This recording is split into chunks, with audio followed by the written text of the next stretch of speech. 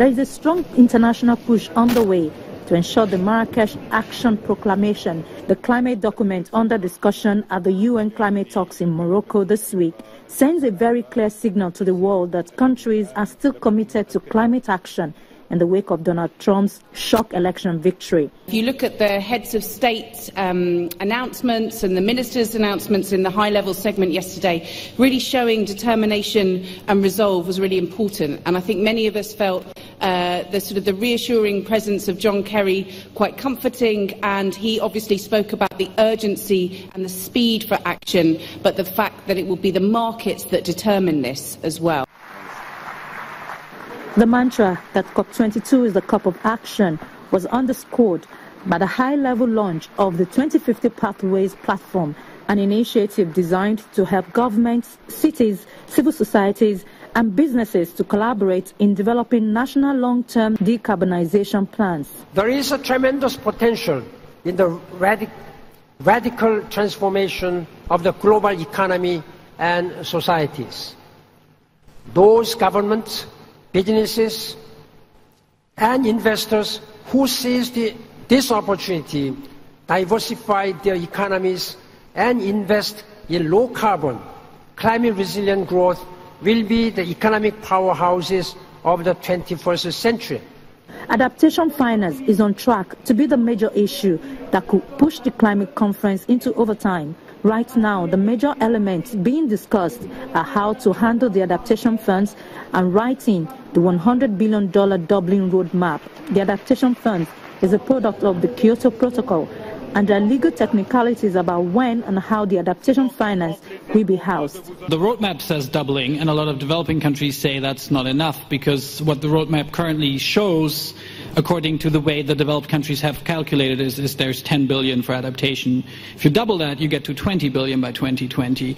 Given all projections we have about adaptation needs, and given that that would only be 20% of the 100 billion overall pie, 20 billion is simply inadequate. So a number of developing countries are trying to get strong language on the need that, this doubling is certainly, it's good to increase adaptation funding, but doubling is not enough. We need to scale it up much more aggressively.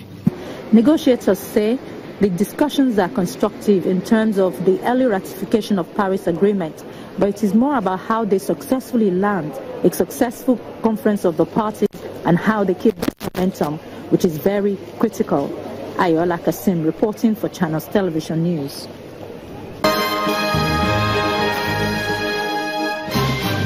Ayola's words, it's very critical.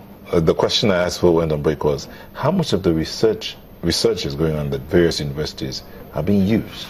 That's a very good question. Like I said, I also covered New Zealand, Fiji and Papua New Guinea when I served in Australia. When I went to present my credentials in New Zealand, I heard that the headquarters of the Nigerian Montane Forest Program is in Christchurch at the University of Canterbury, the Biological Sciences Department. Let me repeat it. The headquarters of the Nigerian Montane Forest Program is in the Biological Sciences Department at the University of Canterbury in Christchurch. And I went there to visit. And I was asking why and how. Anyway, that's a long story. We will not say. But the point is that the department is involved in research in the Ingan Iyeki Forest in Taraba State, one of the best places in our country, talking about biodiversity issue.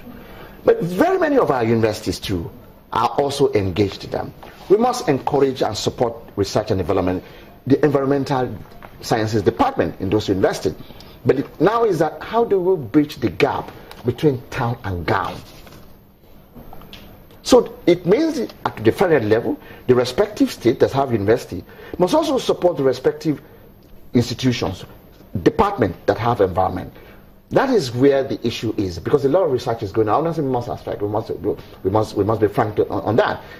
In the University of Ibadan, we have the Basel Regional Center on hazardous waste, Regional Coordinating Center. Since it is in Ibadan, it means we can take advantage of the research going on in that area as far as electronic waste is concerned. Except battery company collapsed in Ibadan. All the waste are there, sinking into the environment, and the researchers, what are we doing to? So we must bridge the gap, and the gap between town and GAN as far as that section is, as far as that issue is concerned. Yeah, well, we don't belong to the same generation, so I believe it came from the privileged generation. I did my first degree in UI, second degree in UI, third degree in UI, and possibly now fourth degree from UI. UI again. Yes, but along the line, I've been privileged to travel out, so I don't believe that we are doing the right thing in the university.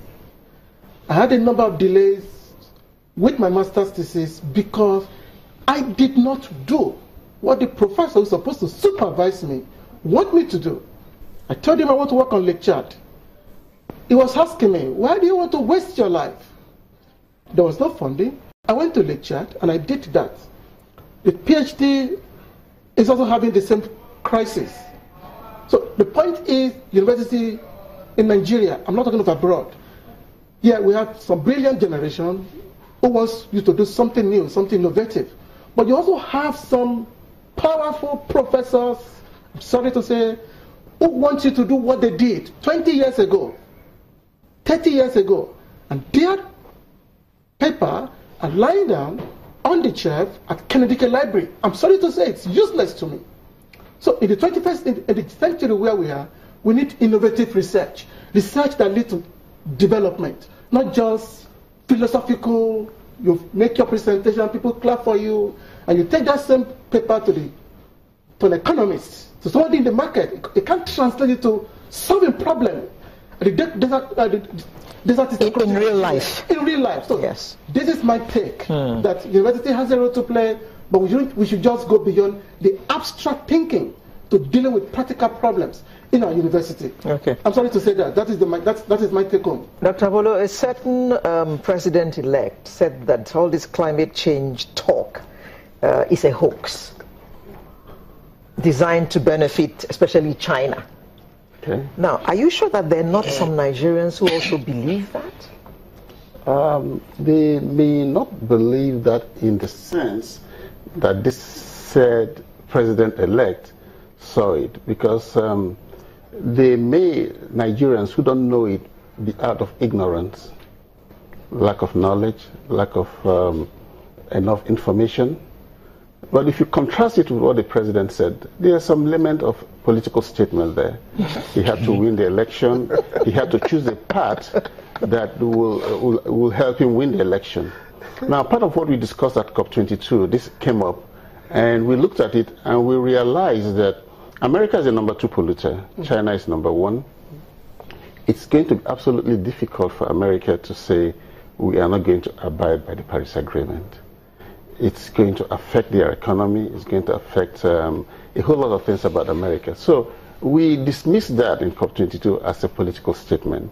When he gets in, his advisors will tell him he will see the reality of climate change. So we decided not to deal with that as a major issue. Now, back home, what we need to do is to educate our people, create awareness. The Paris Agreement is very emphatic about awareness. It's very emphatic about communities. It's very emphatic about inclusion. It's very emphatic about participation, sensitization. These are the things that we need to do. You talked about research in schools and all of that. Agreed, you know, but first of all, the COP22 agreement is talking about implementation.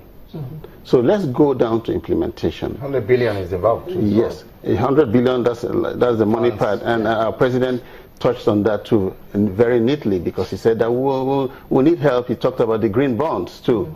So that's why I said... Oh, yeah. What are green bonds? Now, the green bonds are processes by which green initiatives, green businesses, green activities will be able to source funds at highly reduced interest rates.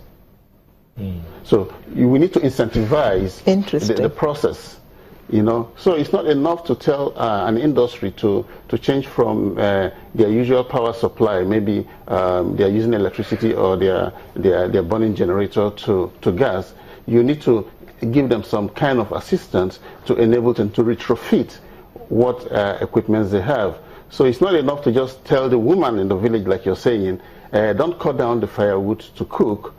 Use gas cooker and gas without providing her with the gas and the gas cooker. Indeed. So that is exactly what the Paris Agreement tried to cover. And if you look at the Paris Agreement was able to map climate change issues with sustainable development. Okay. As we begin to wind down, so let me just stay with you to take your closing statement, because we have to go. Yes, COP22 is great and nice. According to the president of the AFD, he said that countries like Nigeria need to incentivize themselves out of recession. What he meant was that we need to latch onto the climate change action, like the 100 billion you talked about, and see ways by which we can latch onto that to do what is right with the environment and at the same time do what is right for us. Ambassador? Well, the question of the people owning the environment issues is very key and very important. You know, you made mention of the president-elect. We're talking of course, the president-elect David Trump. You know, it's the late Marrakech who said you campaign in poetry, but you govern in prose. And I think he said it, and definitely the reality will come.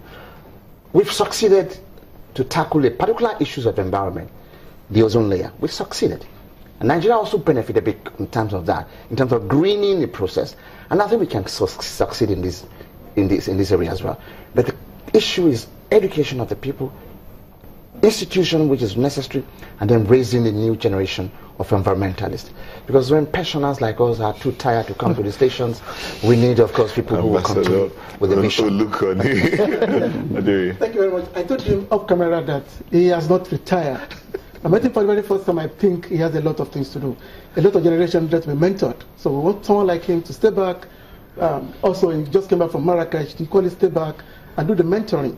My last word. Retired but not tired. Yes. My last word is, after Marrakech, we should set our house in order. There are conflicts going on in the ministries. So if we're going to have we need to set up an interagency committee that will not fight each other, but then collaborate to see the success in environment in Nigeria. Okay, thank you very much. Shola Adeoye, who's an environmental conflict analyst. Thank you. Paula Bolo is an enviro strategist, and Ambassador Ayo Olukoni, passionate environmentalist, also on the board of the Fight Against Desert Encroachment. Thank you all for sharing your thoughts. Thank you for having us here. We'll be back shortly, and it's time for Etiquette with Janet.